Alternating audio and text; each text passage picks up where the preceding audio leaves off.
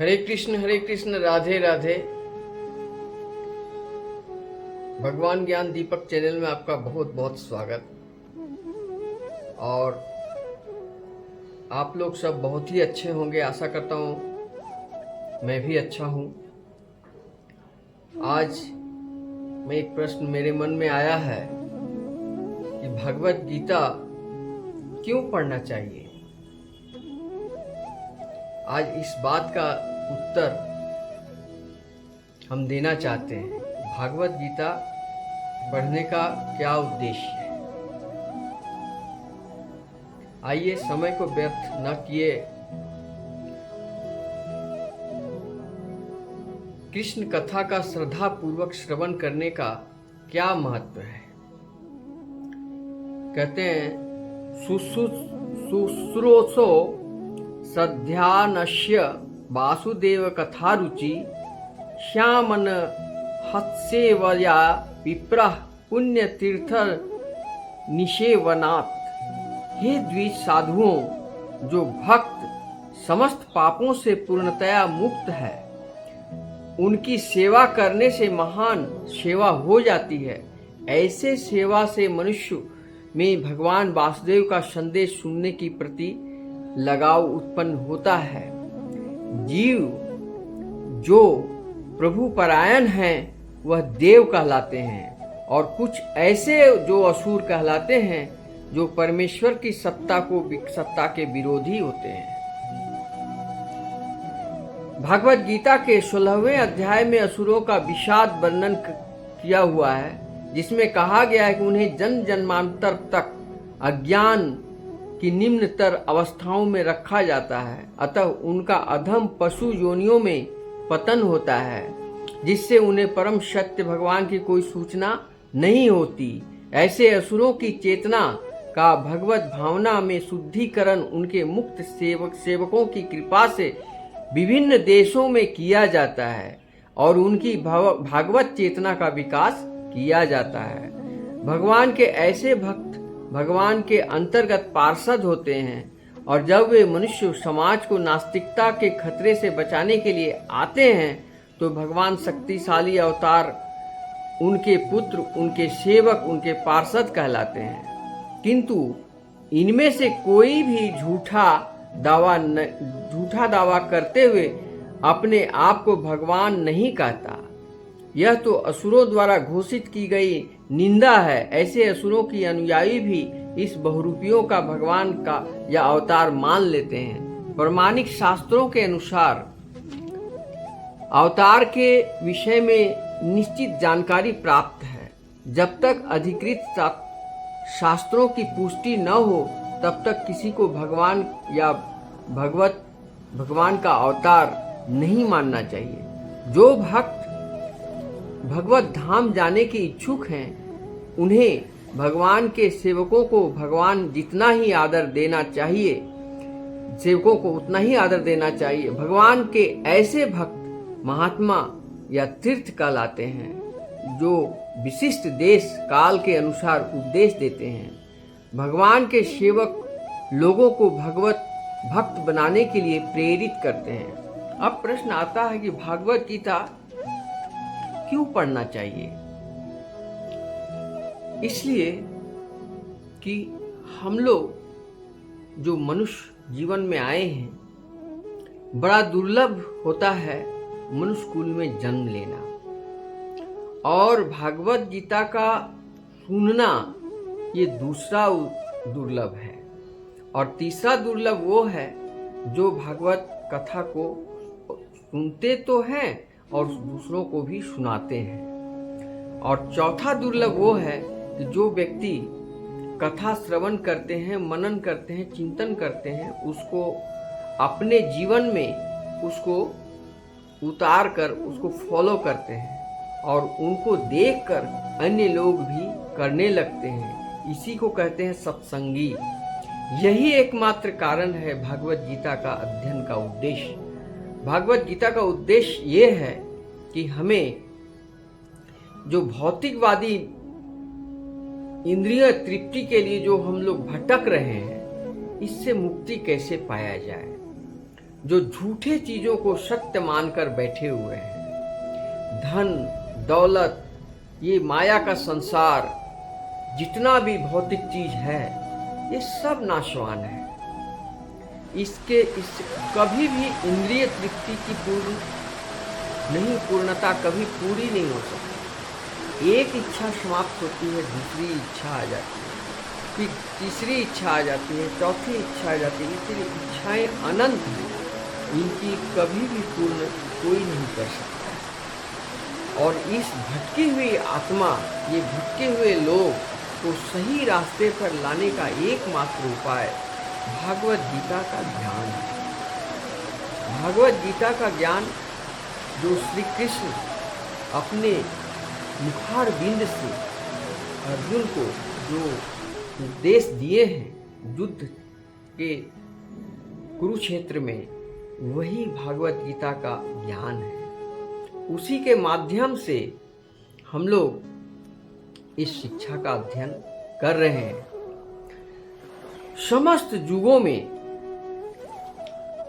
ये होता आया है। क्या होता है? सत्य और असत्य का लड़ाई, अधर्म का और धर्म का युद्ध, पाप और पुण्य का युद्ध, सत्य मार्ग और पाप मार्ग, सत्याचरण पाप आचरण, इन दोनों में युद्ध होते रहता है। भौतिकवाद, अध्यात्मवाद। हालांकि अध्यात्मवाद भौतिकवाद के बिना अधूरा है, दोनों की जरूरत है। भगवान ने भौतिकवाद का इसलिए बनाया ताकि उसमें लोग जीवन यापन कर सकें, लेकिन सभी सुखों को भोग कर भौतिकवाद की जितनी भी आवश्यकताएं हैं, उस सभी को कार्यों को पूर्ण करने के बाद अंत में इस हृदय को अध्यात्मवाद में रखना चाहिए और कृष्णमय कृष्ण लीला में मगन होना चाहिए। आप पूरे शरीर को इन कार्यों में लगाएं, जिससे आपका भोजन पानी खर्च निकले, सुख सुविधाएं हो, भौतिक क्रियाएं, भौतिक आवश्यक सामग्रियां, जिसे विकास के नाम से हम जानते हैं। आज हमारा देश कितना उन्नति कर लिया है भौतिकवादी में और अध्यात्मवाद में भी। अध्यात्मवाद का मतलब कि भागवत गीता का अध्ययन पूरे विश्व में जाना जा रहा है, मशहूर हो रहा है, और विदेशी लोग भी इस्कॉन मंदिर में आकर नित्य कर रहे हैं। हरे कृष्णा कृष्णा कृष्णा हरे हरे, हरे रामा रामा रामा हरे हरे का जाप कर रहे हैं। ये भारत का देन है। और इस भारत में जितने भी तीर्थ स्थान हैं, सबकी कुछ न कुछ कथाएं हैं। इसको समझो और इनको जानो, तब समझ में आएगा भागवत कथा का मूल उद्देश्य क्या है। भागवत कथा का मूल उद्देश्य ये है कि मनुष्य का 3 गुण होते हैं, या सारी जगत का 3 गुण होते हैं, सतोगुण, रजोगुण और तमोगुण। तो लोग ज्यादातर तमोगुण में फिसल जाते हैं, तमोगुण रजोगुण में लोग लगे रहते हैं। उनको सतोगुण में लाने का एकमात्र उपाय है भागवत गीता का अध्ययन। लोग तमोगुण के कारण, रजोगुण के कारण मानसिक तनाव में भटक रहे हैं। किसी वस्तु खो जाने से दुखित है, किसी से रिश्ते टूट गए तो दुखित है, कोई नुकसान हुआ उनकी जिंदगी में तो दुखी है, कोई गुजर गया उसकी परिवार से तो दुखी है। जबकि गीता कहती है, गीता का ज्ञान कहता है, इन सब चीजों पर कोप करना, इन सब चीजों पर दुख करना, इन सब चीजों के पीछे पागल होकर रोना सब व्यर्थ है। ये सरासर भ्रम है, ये तुम्हारा न था, न है, न रहेगा। मिथ्या इस भ्रम में क्यों मर रहे हो? ये शिक्षा का ज्ञान दे रही है गीता। गीता साफ साफ कह रही है कि भौतिकता की जितने भी चीजें सब नाशवान हैं, स्पष्ट से कहा गया कि संसारंग मिथ्यानाम और परम ब्रह्म परमेश्वर श्री कृष्ण ही सत्यानाम। श्री कृष्ण सत्य है, बाकी सब मिथ्या है। तो जिन मिथ्या चीजों के पीछे इतना रोने की क्या आवश्यकता है? क्या हाय तौबा मनाए हुए हो? आओ परम ज्ञान का कृष्ण भावनामृत, कृष्ण चरित्रामृत और कृष्ण अमृत वानियां को सुनो, समझो, अपने हृदय में एक चम्मच धारण करो और शुद्ध हो जाओ, पवित्र हो जाओ, निर्मल हो जाओ और हरिनाम संकीर्तन करना प्रारंभ करो। पहला सिस्टम ये है, अगर तुम्हें परमवर परमेश्वर के पास जाना है तो पहला सीढ़ी हरिनाम संकीर्तन। ये कहाँ मिलेंगे? तो सत्संग में जाना होगा। सत्संग कहाँ मिलेंगे? जहाँ सत्संगी लोग रहते हैं वहाँ जाना होगा, उनकी कथाओं को सुनना होगा, भागवत कथाओं को सुनना होगा। भागवत कथा में 18 अध्याय 700 श्लोक है। एक एक श्लोक को पढ़ो, समझो, चिंतन करो, हृदय परिवर्तन हो जाएगा, गारंटी हो जाएगा। और हृदय में जो दो चीज है, एक अध्यात्म, एक भौतिकवाद। तो मेरा ध्यान भौतिकवादों में बहुत जोर फंसा हुआ है। काम, क्रोध, लोभ, मोह और मस्तिष्क में विकार भरे हुए हैं, भ्रम भरे हुए हैं, मिथ्या चीजों के पीछे दौड़ रहे हैं। जो नाशवान है उसके पीछे दौड़ रहे हैं, जो मिलने पर भी हम संतुष्ट नहीं होंगे, लेकिन अन्य बेमतलब का हम उसके पीछे जा रहे हैं। तो उसको रोकेगा कौन? मेरी आत्मा को आध्यात्मिक जीवन में लाएगा कौन? ये भागवत गीता का ज्ञान लाएगा। भागवत गीता ज्ञान, गंगा में स्नान करेंगे तभी हृदय परिवर्तन होगा, वरना नहीं होगा। तमोगुण से रजोगुण, रजोगुण से सतोगुण में आना होगा। सतोगुण का मतलब होता है सात्विक, सार्वजनिक कार्य करना। रजोगुण का मतलब होता है सिर्फ अपने लिए जीना। और तमोगुण का मतलब होता है अज्ञान रूपी जिंदगी में न बिना कर्म किए ही धन लूट कर, चोरी कर कर खाना, ठग कर खाना और तामसिक आहार, तामसिक सोच, तामसिक विचारों में डूबे रहना। ये लोग भागवत कथा कभी न सुन सकते हैं, न जान सकते हैं, न समझ सकते हैं, और यूं ही बार बार जन्म लेते रहेंगे, बार बार मरते रहेंगे, बार बार इनकी साइकिलिंग चलती रहेगी। मुक्ति का कोई उपाय इनके पास नहीं है। लेकिन खुशी की बात यह है कि इस कथा में, भागवत गीता ज्ञान में कहता है कि बड़े बड़े पापी भी मरते समय भगवान का नाम लेकर वैकुंठ में उनका निवास हुआ।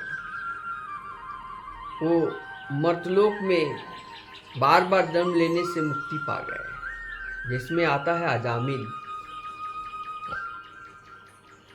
तो इस प्रकार ये कहना असंभव है कि कौन क्या पा सकता है, कौन नहीं पा सकता है। तमोगुण वाले भी भगवान का भक्त हो सकते हैं और उनको भी परम धाम जा सकते हैं, और सतोगुण वाले भी कभी कभी नरकगामी हो सकते हैं। सब संभव है। कैसे? अगर सतोगुणी व्यक्ति में भूल से भी उसके अंदर अहंकार आ जाए तो आप उसका सारा ज्ञान वहीं नष्ट हो जाता है। लेकिन जो तमोगुणी में है, अगर भूल से भी उसके अंदर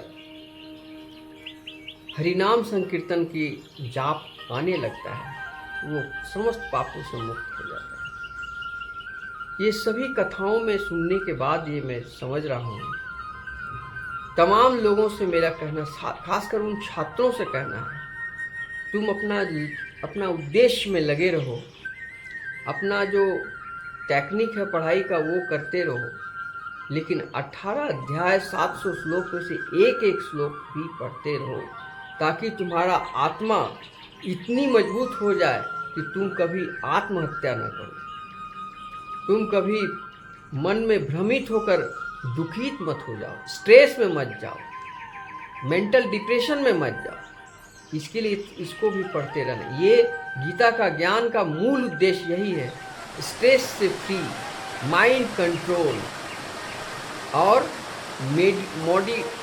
मेडिटेशन, मोटिवेशनल, ये सब होगा गीता का ज्ञान से। गीता का ज्ञान का जितना भी हम प्रशंसा करें वो बहुत ही कम है। बीमारियों का इलाज भी इसमें है। बीमारी का इलाज कैसे है? इसमें कहता है कि सात्विक भोजन करो, नॉन वेज का त्याग करो, गैम्बलरिंग खेलना बंद करो, सेक्सुअल एक्टिविटीज कम करो और इसके बदले में हरिनाम संकीर्तन करो, सतोगुण में आ जाओ। तो अब क्या होगा इससे? जब सात्विक आहार करोगे, तामसिक आहार त्यागोगे, तो शरीर में सारे बीमारियां अपने आप ठीक हो जाएंगे। क्योंकि मांसाहारी लोगों को ज़्यादा हार्ट की बीमारी, किडनी की बीमारी, पाइल्स की बीमारी, दुनिया भर का कोलेस्ट्रॉल, दुनिया भर का फूला हुआ पेट दिखाई देता है। लेकिन जो सात्विक आहार करते हैं, इस्कॉन मंदिर में मैंने जो भोग खाए हैं टोकन दे करके, वो सात्विक आहार है। तो सात्विक आहार खाने से, भोजन लेने से आपका हृदय सात्विक होगा, मन मस्तिष्क भी सात्विक होगा, समस्त रोगों से मुक्ति होगा, समस्त डिप्रेशन से मुक्ति होगा, मेंटल टेंशन जिसको कहते हैं उस टेंशन से मुक्ति होगा। जो झूठा है, जो भौतिकवादी चीज़ों का नुकसान होने पर इतनी दुखित हो जाते हो, ये मिथ्या है। हाँ, आध्यात्मिक जीवन में अगर तुम्हारा ध्यान सत्य आचरण में था, धर्म में था और पाप में आ गए हो, पाप आचरण शुरू कर दिए हो, ये बहुत दुख की बात है। इसका मतलब प्रभु की इच्छा है कि तुम्हें बार बार फिर इसी जन्म बार बार लेना होगा और अपना कर्मों का प्रायश्चित करना होगा। यहाँ पर कर्म प्रधान विश्व करी राखा, जो जस करही तस फल चाखा कहा गया है। भगवान कहते हैं कि कर्म अगर अच्छा नहीं करोगे तो मैं भी तुम्हें कुछ नहीं कर सकता। उस कर्म का भोग तुमको भोगना पड़ेगा और ये कर्म का भोग तुम्हें खुद भोगना पड़ेगा। ये कोई लेगा भी नहीं, ना कोई देगा, न ये दे सकता है कोई, न कोई ले सकता है। अगर हम अच्छा कर्म करेंगे तो वो अच्छा भोग मुझे ही मिलेगा और बुरा करूँगा तो मुझे ही भोगना पड़ेगा।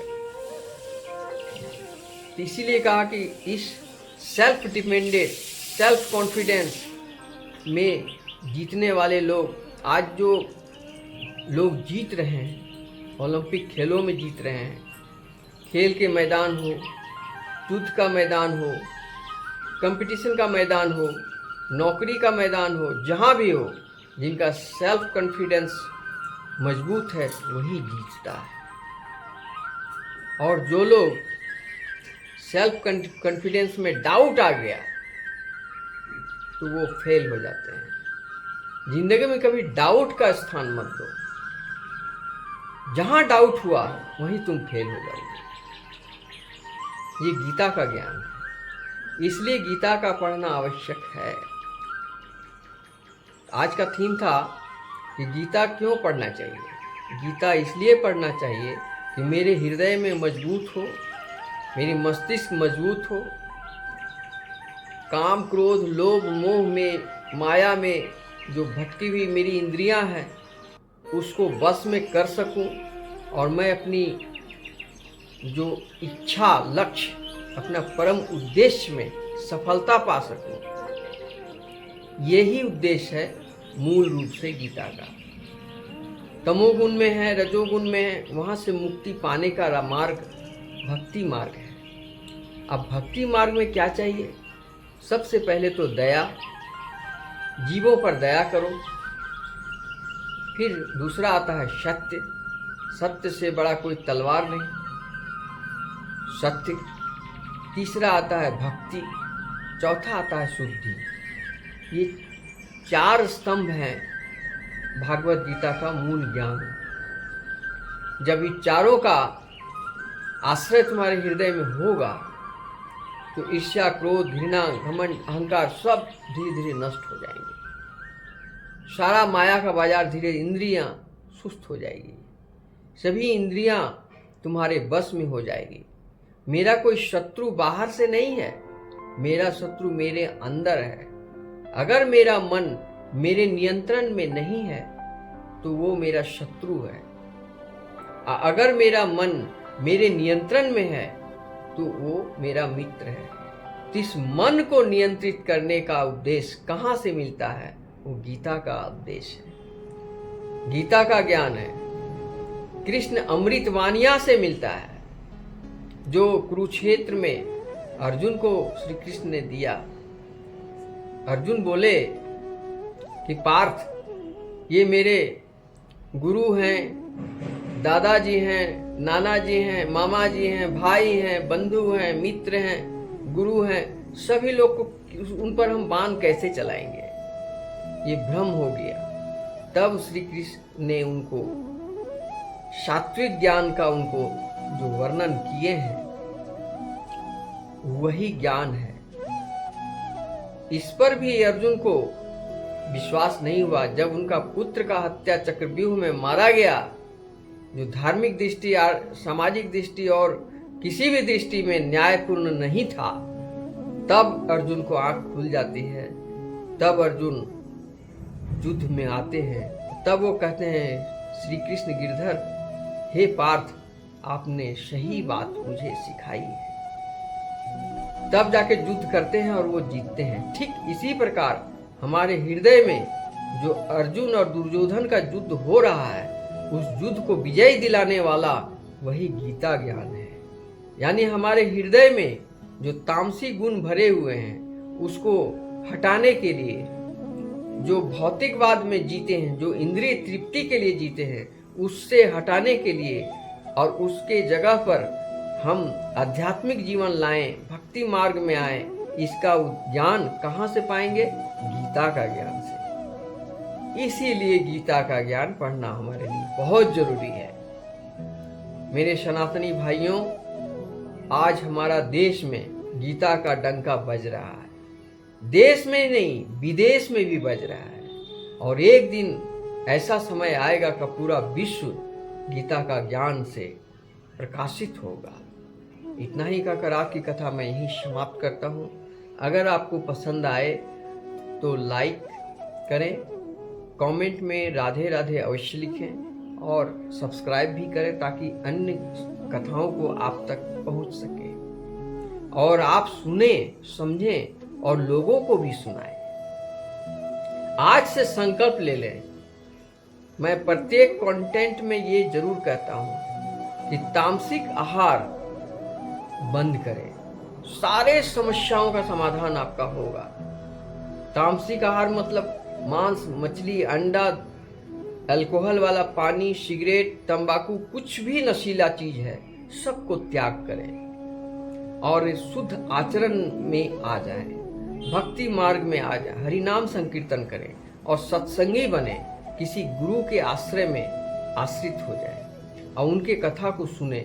अगर आपको ये संभव नहीं है तो आप अपने घर में ही गीता का 18 अध्याय 700 श्लोक जो है उसमें से एक एक श्लोक को आधा घंटा, 10 मिनट, 15 मिनट, 20 मिनट ही पढ़ें, लेकिन पढ़ें और उसको चिंतन करें, मनन करें। देखिएगा आपका हृदय परिवर्तन हो जाएगा। यही उद्देश्य है हृदय का परिवर्तन करना, मानसिक तनाव से मुक्ति, मेंटल डिप्रेशन से मुक्ति, सारे समस्याओं का समाधान गीता में मौजूद है। सभी प्रश्नों का उत्तर गीता में मौजूद है, जिसको आप पढ़ें। जिस प्रकार मैं पढ़ता हूँ, समझता हूँ और अब मैं आप तक इसे पहुँचाता हूँ। राधे राधे।